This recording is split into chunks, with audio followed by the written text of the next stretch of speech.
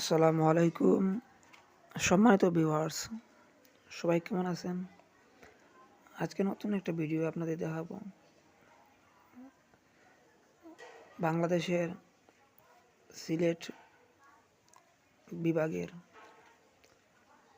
জকিগঞ্জ উপজেলার আটগাম পাহাড়, এটা হচ্ছে সুরমা নদী। আমরা নদী পার হয়ে আমরা আটগাম পাহাড়ে যাব। এটা আটগাম পাহাড়ের রাস্তা। এটা টিলার উপরে একটা বাড়ি। তারপর ওই দূরে পাহাড় দেখা যাচ্ছে, আমরা ওই জায়গায় যাব। এটা আমরা হেঁটে হেঁটে যাব।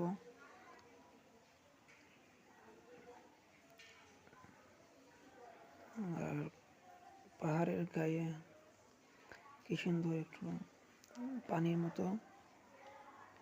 আমরা ভুল করে একটা টিলার উপরে উঠেছি, কিন্তু এইদিকে রাস্তা নেই। তারপর আমরা আবার নেমে গিয়েছিলাম। এখন আমরা নতুন একটা পাহাড়ের রাস্তা ধরে উঠব। আমরা এর আগে অনেক হেঁটেছিলাম, তাই কয়েকজন ক্লান্ত হয়ে গেছিল। আমরা সঠিক রাস্তা দিয়ে এখন উঠছি। আমরা ওঠার আগে একটা দোকান থেকে কিছু নাস্তা খেয়ে নিয়েছিলাম, এই জন্য এখন আমাদের তেমন একটা কষ্ট হচ্ছে না।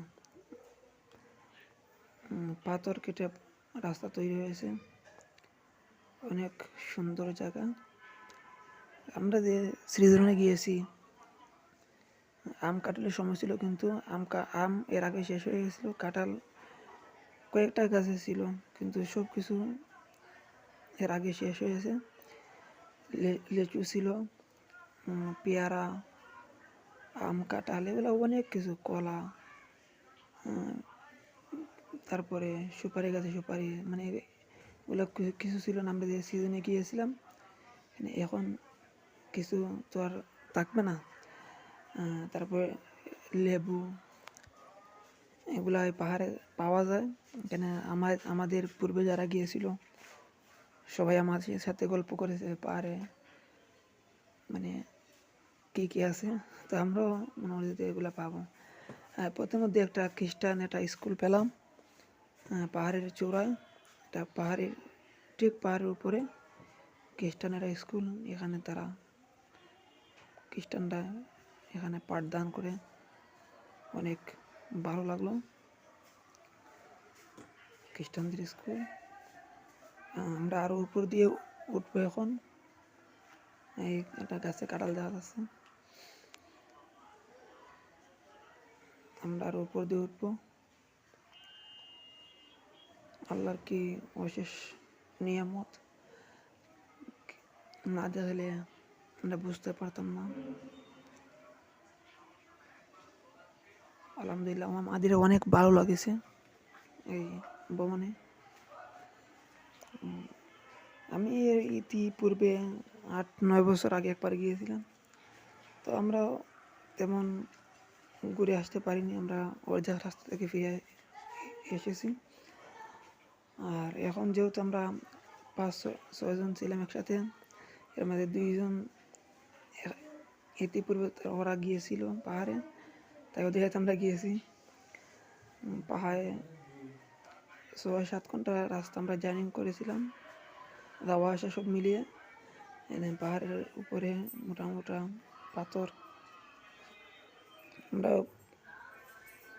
কয়েক মিনিট এই পাথরে আমরা ফটো শ্যুট করলাম। তারপরে আমরা এখন পাহাড়ের উপরে আছি। আমরা আছি বাংলাদেশের সীমানার মধ্যে। আর অনেক সুপারি গাছ, মানে পাহাড়ে অনেক সুপারি গাছ, মানে প্রতিটা টিলা আলাদা আলাদা মালিকানা আছে।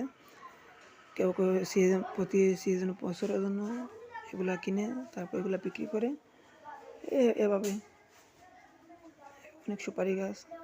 তারপরে পাহাড়কে কেটে পাহাড়ের ঠিক উপরে একটা বাড়ি, তারপর ওই পাশে ইন্ডিয়ার পাহাড়।